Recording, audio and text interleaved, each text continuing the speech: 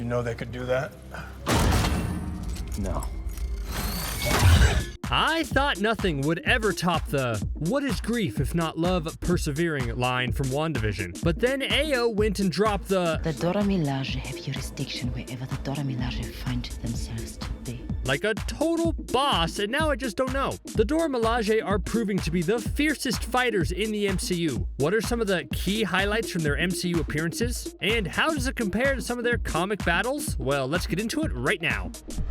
The Dora Milaje mean serious business. If you don't know that by now, then you're probably in serious trouble. The elite warriors have been positioned as a strong fighting unit since their introduction in the MCU. We first caught a glimpse of the Dora Milaje demeanor in Civil War after T'Chaka's death. This really wasn't the movie to fully introduce what the group was capable of, since instead Civil War was more focused on having Tony and Steve punch each other a lot, but it did set the stage for their presence and personality to expand in Black Panther's solo movie. They had one really memorable bit in Civil War. It was the showdown between Ayo and Black Widow that had the Wakandan tell Natasha, "Move, or you will be moved." Now, we don't get to see the resolution because T'Challa diffuses the situation, but even he quips how much he'd like to see that fight. And he's not even one of the big quipsters, so you know it's a big deal. It's probably because T'Challa knows just how strong of fighters the Dora Milaje actually are. And I mean, he should.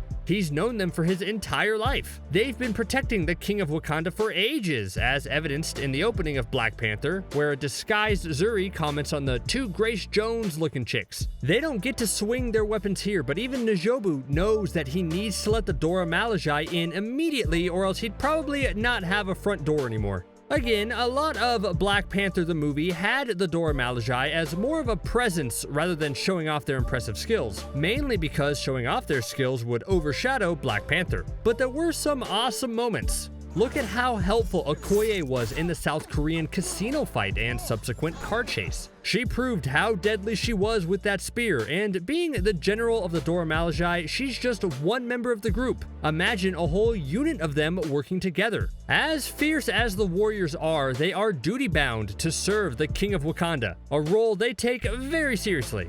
When Killmonger takes over, as much as Okoye and the Dora Milaje don't like it, they have no choice but to follow his orders. But when T'Challa is shown to be alive, they're able to fight back. And this fight scene is awesome. Sure, Killmonger does end up killing one of the Dora Milaje, but it should be noted they do almost subdue him themselves. It's basically the Dora Milaje against a super soldier and a near impenetrable suit, and they still almost win.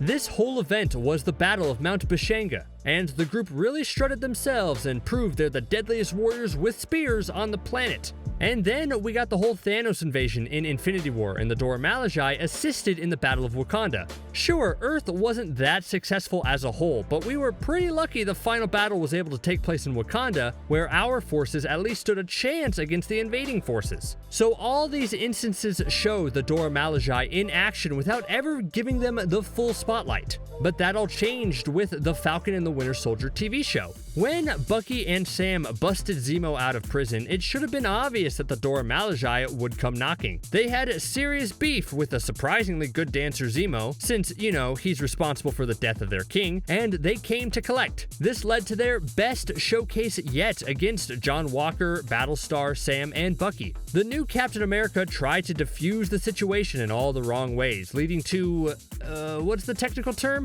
Oh yeah, a major butt kicking. The way the Dora Milaje used their spears in close combat against all of them was nothing short of amazing. They not only reduced the new Captain America to a sad sack, whiny baby on the floor, but they literally disarmed Bucky. Their expert prowess in battle was such a wake-up call for John Walker that it led him to take the super soldier serum in order to stand a chance against people like them. But something tells me that even with the serum, a group of Dora Milaje would still be a major threat, right? But the big question is, how does the Dora Milaje we've seen in the MCU compare to the Dora Milaje in the comics? Well, I think that's a bit of an unfair comparison. The MCU has not specifically had the spotlight on the Dora Milaje for very long, while the comics have had years of stories, battles, specific character moments to pull from to show off this elite fighting force. Like take the Civil War in the comics for instance. During that event, Storm and T'Challa visited the White House with the Dora Milaje at their side. One thing led to another and all of a sudden the warriors were fighting War Machine and the Sentinels. Sounds like a hard fight, but the Dora Milaje held their own and they were so impressive the US government took notice and began to research the fighters. I imagine the US went to a room somewhere and just sat around in awe at these warrior women and wondered what was in the Wakanda water. And in the comics, the Dora Milaje are always adapting and evolving. After a fight with Dr. Doom cost 2 Dora Milaje their lives, T'Challa decided to train the fighters to specifically deal with magic users and robots. Or as Sam would say, 2 of the big 3. Hey, that's kind of useful in this wacky Marvel world, don't you think? Knowing how to battle robots and wizards probably will help you out in the long run because chances are you'll probably run into one eventually. Also in the comics, the size of the Dora Milaje is much bigger than the movies. For example, during Doom War, when Doom tried to take over Wakanda, man, what is that dude's deal with Wakanda? There were over 500 Dora Milaje warriors fighting against him. And let's just hope we don't follow the nation under our feet storyline from the comics because Wakanda has been through enough as it is. In that storyline, 2 of the top Dora Milaje, Ayo and Aneka, defected from T'Challa's regime and started liberating oppressed Wakandans they believed the crown had neglected. It was a massive event that eventually led to T'Challa establishing a Wakanda constitution that helped him serve as the representative of his people rather than just their ruler. So what does the future hold for the Dora Milaje? Well, it depends on what direction the movies are going to go. After the tragic loss of Chadwick Boseman, there was a lot of speculation whether Black Panther 2 was going to recast the role or continue on without the character. Kevin Feige confirmed in the massive Disney Investor Day extravaganza that they would not be recasting the character, which raises a ton of questions. It means someone else is going to have to step up and lead. But I think this is a real chance to flesh out the Dora Milaje even more. During the whole Killmonger era, the Dora Milaje were just blindly loyal to the crown at first, bound by duty, even though Killmonger was setting up to do some horrendous things. Have the Dora Milaje changed their ways since then? Will they have an active voice and input regarding who becomes the next leader of Wakanda? And will we see some new characters in the Dora Milaje going forward? Yes, we know Okoye and Ayo, but there are still a few big names that could show up. One of them being Queen Divine Justice, who would make a fascinating addition to the group and offer a whole new perspective on what it means to be part of Wakanda's greatest fighting force. There's also the upcoming Wakanda TV show that's coming up.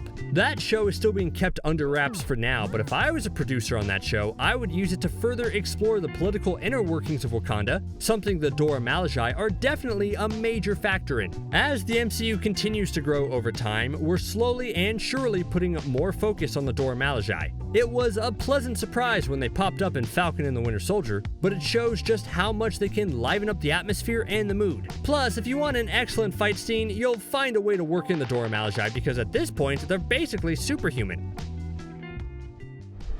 I think in some alternate reality, Ayo had to make a Black Widow move when they faced off, and honestly, that might have just led to Black Widow's death faster. Who do you have in that fight? I just don't like Black Widow's chances after watching the Falcon and the Winter Soldier.